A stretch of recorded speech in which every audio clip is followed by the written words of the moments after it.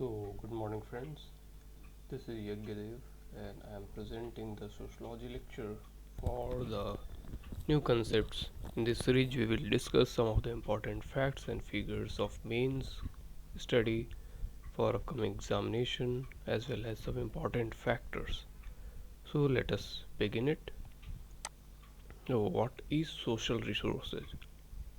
As Peter Bourdieu once says that social capital is the sum of resources, actual or virtual, that accrue on an individual or a group by virtue of possessing a durable network of more or less institutionalized relationship of mutual acquaintances and recognition. So it means that there are social relations which are connected and connecting the individual with the society. Let's say an example, if there is a child who is growing ahead, so he connects with the family in terms of father, mother, and he establishes his relationship with grandfather and grandmother. Further, the child has another relationship with the home itself. He learns what is religion, he learns how to read, write, and he learns his schooling to the new relations of education. Then, what is a teacher? What are the friends? And what is to be done by him as a children? What actions can be taken by him? What he cannot take? So, social capital combines the children's social capital combines the sum of resources, actual or virtual, that accrue on him and also to his family by possessing their networks which are less institutionalized. For example, if the family has a breakup with father and mother, then they will go to court, and with that there is more acquaintances and recognition of this institution. So, social resources combined of cultural resources. What are the dance form, festivals, dress code, what a person the child wears in his home, his eating habit, hmm, his values, then his social practices as a community of his family. Then what is economic capital, what he can have as toys and books and newspapers, then video games. These are the economic capital of a child.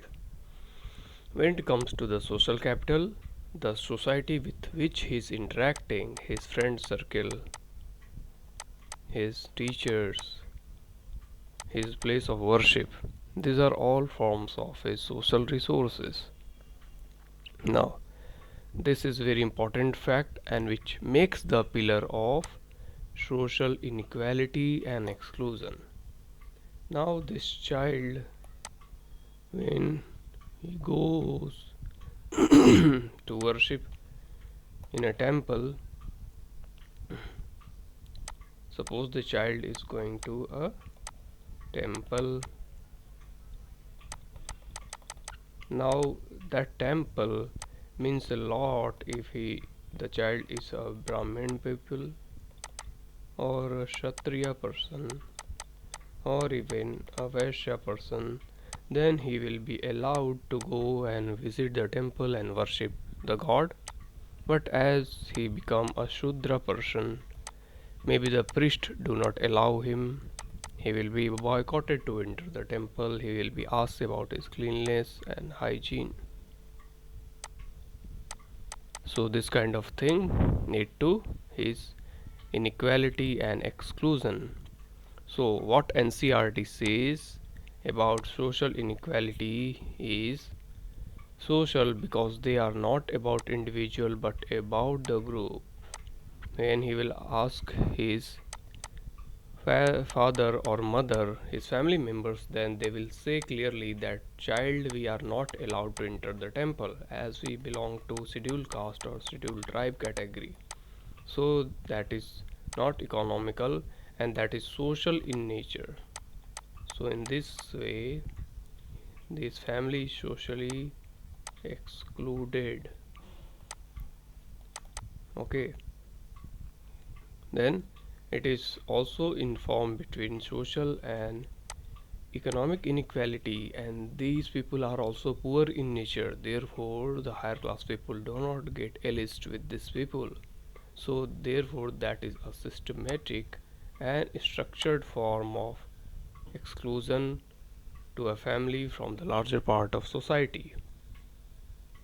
So that is a systematic plus structured exclusion.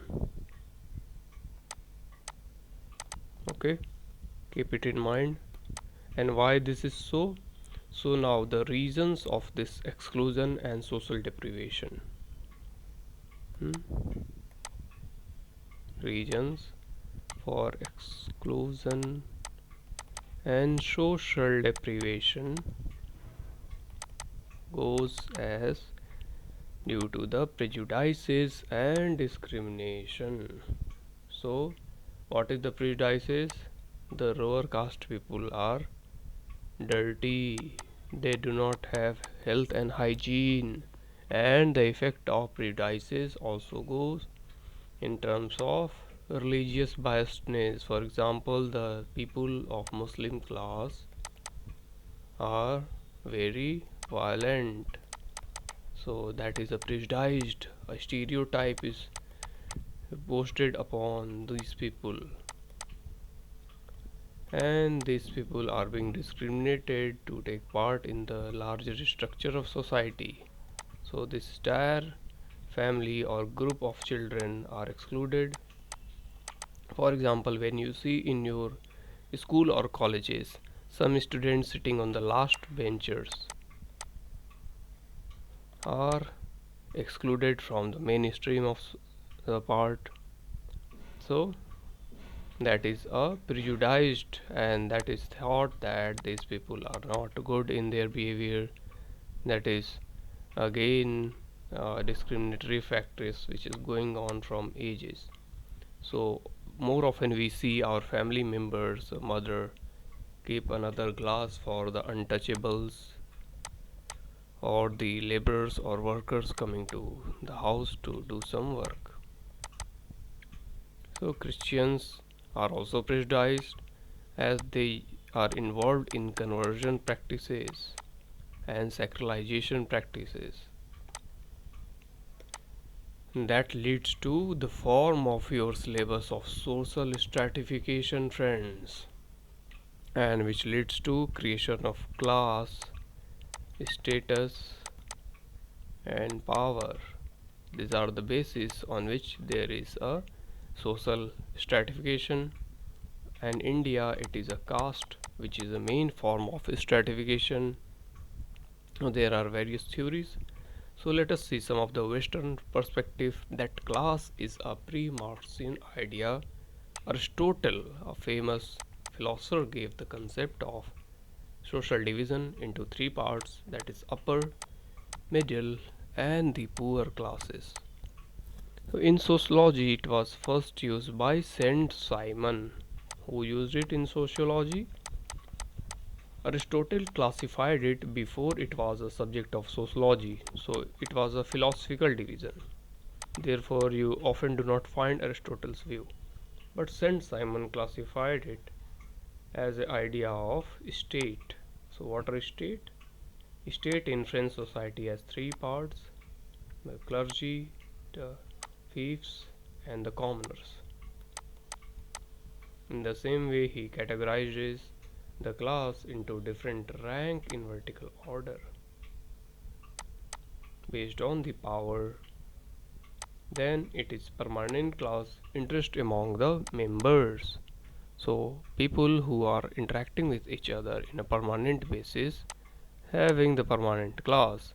And there is idea of class consciousness, due to which people interact frequently, they celebrate with each other, they used to have party, and they used to do with each other, showing the solidarity that they are united. That means the social stratification makes it a clear idea that this class belongs to this category, and therefore the relationship, the marriage, consanguinity, their festivals, their parties, their power alliances are based on this class consciousness. Keep it in mind. Similarly, it endorsed the idea of social distance distinction in the form of inequality and social boundaries. It kept another classes apart from its main class with its boundary and clear cut distinction that we are rich class, we are merchants, or we are the bureaucratic family. So Karl Marx says that class is a social group sharing same relationship with respect to means of production, ownership, are called as bourgeois or haves, and the workers who are not having any control over the means of production are called as have nots, or the proletariat, which are having constant friction with each other throughout the history. Keep it in mind. So a simple view of social stratification is seen in this diagram, that it is a classification in which categorization of groups of people into hierarchies on the basis of wealth, status, and power. This is Max Weber's classification, and it is relevant in India also. In India, stratification is based on caste, in which the divine origin says that Brahmins are the superior, they used to do worship, education activities, naming, and astronomy. Then there comes Kshatriya. Kshatriyas are those people who are engaged in warriors. In defense activities, there comes Vaishyas, who are in traditional trading activities and transaction work. Then comes the Shudras, who are engaged in heinous and petty works. And comes the untouchables, who are outcast, as they are not allowed to enter the village, they are not allowed to take part in any ceremonies, any festival, any ritual. So social stratification proves itself as a view of wealth, status, and power when it comes to the modern society.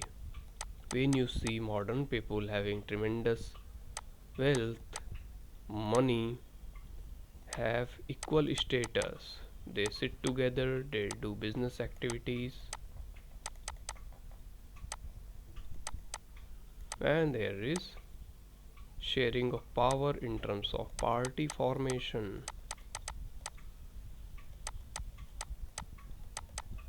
Keep it in mind that this is new form of stratification. Now social stratification has the idea that people are divided into different hierarchies, and that is made up of important parts of power than the other section of society. So it has a social class in which there is class fragmentation. You can call it a Brahmana, Kshatriya, Vaishya, and Shudras. Similarly, there is gender division based on their sex. LGBT, lesbian, gays, bisexual, transgenders, even the females are considered as second category. Ethnicity based on the ethnic background, they are Negroid, they are Aryans, they are Mongoloid, and so on. And on the basis of age structure also, we see old age people has their own solidarity, younger people has their own solidarity, and so on. In this way, the power is mostly contained in the working class, politicians, bureaucrats, and corporates. Now, least power is contained in the hand of workers, laborers, agriculturalists. In this way, there is clear-cut hierarchy in the power domain. Now, the concept of caste and caste prejudices. So, what is a caste? Casta is taken from a Greek word which said that division, and caste has a prejudiced preconceived notion that this is Brahmana, Kshatriya, Vaishya and Shudra based on their divine origin. Another view is Varna view, where Varna is classification on the basis of nature of work, which is leading to categorization into Brahman, Kshatriya, Vaishya and Shudra. So in ancient time, pre-Vedic period, there were classification on the basis of knowledge. So Brahmanas were having tremendous knowledge with which they were presenting their thoughts, ideas, scriptures, creativity, teaching, experiments, science and technology, due to which Brahmanas were superior among the other classes. Next were Kshatriyas, which were warrior. So people coming out of Gurukul system who learned this art of warriorship, art of valor, art of fighting and saving the society were called as Kshatriyas. Then comes the Vaishyas who used to have trading skills, who used to have manipulations, who used to learn the monetary transaction were called as Vaishyas. And the people who learn PT jobs such as pottery making, weaving are called as the Shudras. So there is quite caste distinction in Varna and caste, and these are all prejudices. So this is a preconceived notion that is not based on the reason or personal experience, but just a stereotype. Oh, such kind of people wear such type of dress, such class of people having such kind of behavior, such kind of grouping, and it is always associated with the social group. So if people associate with the other people who are belonging to the menial workers, poor class, then they are categorized as the lower category or lower class. So it deals with inflexible, irrational attitude and opinions held by members of one group toward the other. And somehow after passing of some time, that knowledge become a prejudiced notion that these categories of people spread diseases. In COVID lockdown, you heard these facts that people were categorized on the basis of their caste, that these people are having this disease. Some religious background people were also being categorized as the corona spreading people. Keep it in your mind. And this leads to atrocities against the lower caste. So as soon as the people visualize that these people are poor, they can be tortured, they are weak enough, then these people are brutalized. So they are forced to do most of the dirty jobs such as manual scavenging, which is asked in the UPSC previous year question. And there are hazardous jobs, forced labor in the BD factories, you learned in the earlier chapter BD workers, and forced labor which is carried out on the part of a worker belonging to lower caste or tribes. They are taken to the big companies, big cities to do bonded labor jobs by taking their family into the factory. If the worker died, then his son or daughter will continue the job. This kind of thing are also seen in the mining activities. So as the data says, 4,22,799 crimes against Dalits or the scheduled caste and 81,332 crimes against the Adivasis, scheduled tribes, which are reported between 2006 and 2016. Now what are stereotypes? Let us have a look in a brief. So stereotype simplified that preconception of people based on the characteristics. It can be a color, it can be dress code, it can be hairstyle. For example, you see people in Mumbai slums are categorized as hippies due to their hairstyle, dress code.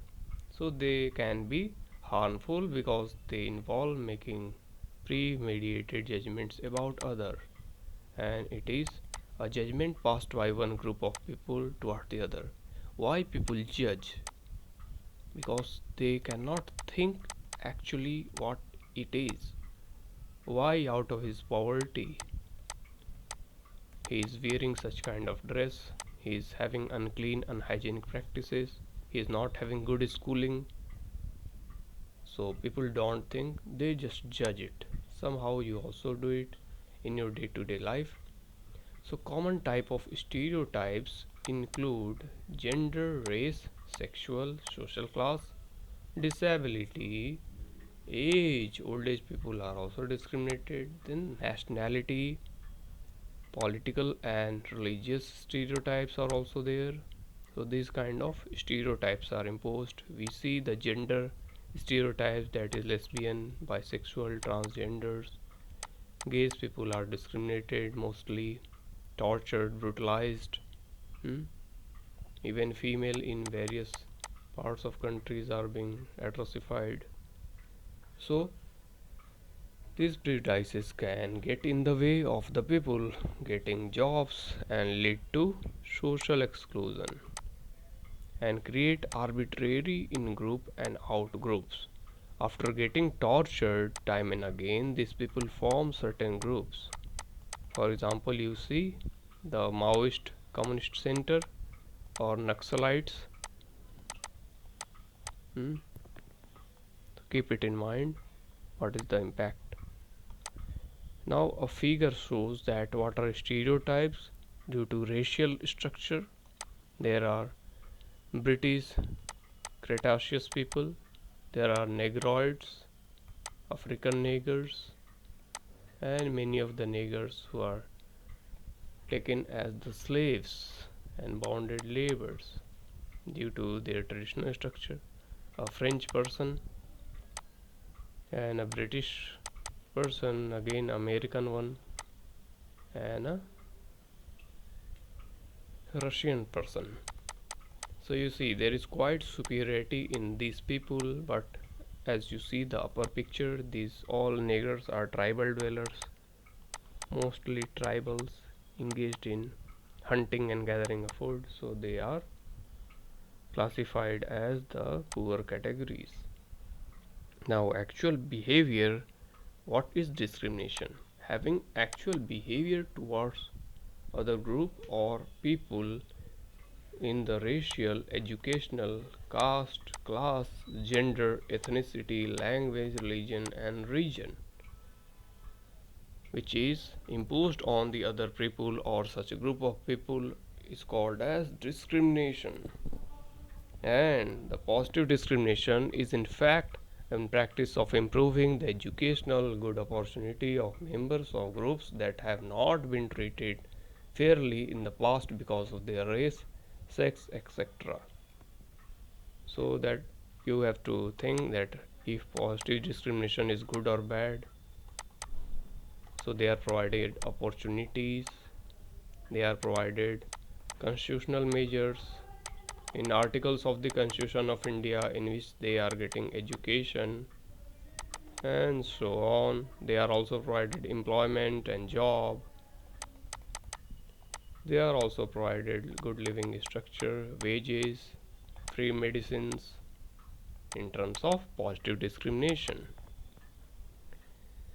Now, Next part goes as the formation of a structure out of the system. So you see, there are cultural structures and there are social structures. So society is divided into traditional and the modern. Traditional is a village society in which social structure is a source of change. It is heterogenetic. Different people of different caste, class live together, and it is orthogenetic in nature. Further, the little tradition of village has its own tradition of worship, its religion, its marriage, its consanguinity. For example, if we see the Islamization, when Islamic people go to villages, they have their own ghettoed society. They just married to the nearby people, and it is also having primary westernization.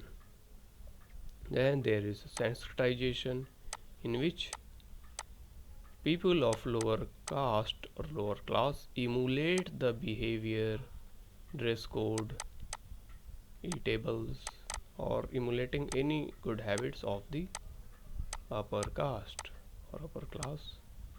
And there is traditionalization, in which the traditional practices are still continued in these traditional societies.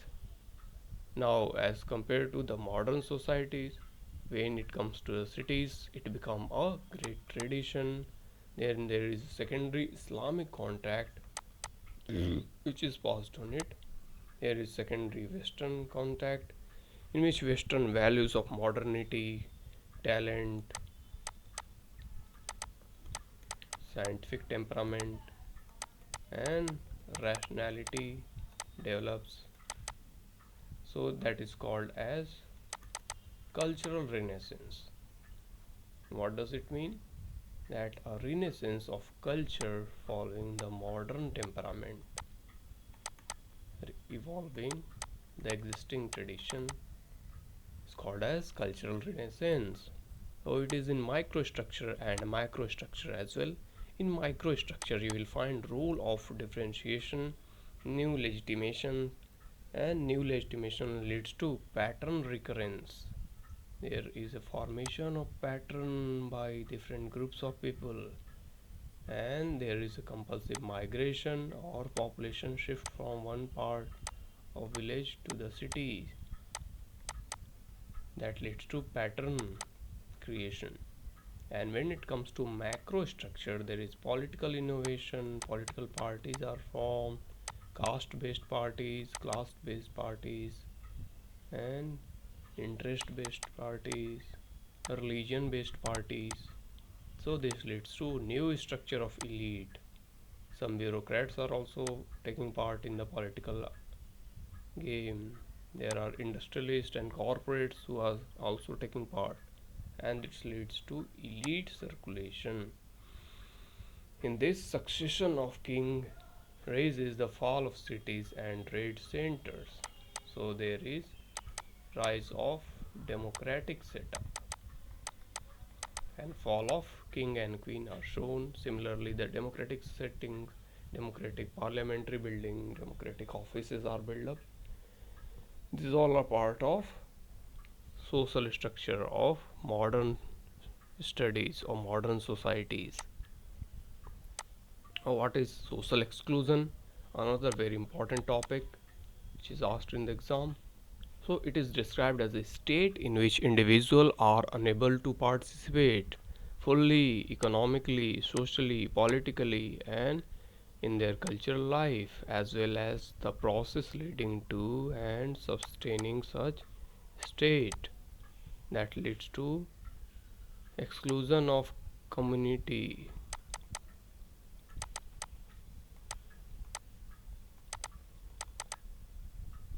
So as Dr. Ambedkar once quoted, that the caste which are excluded since decades and centuries change their religion and they lost their faith in the existing religion structure of Hinduism.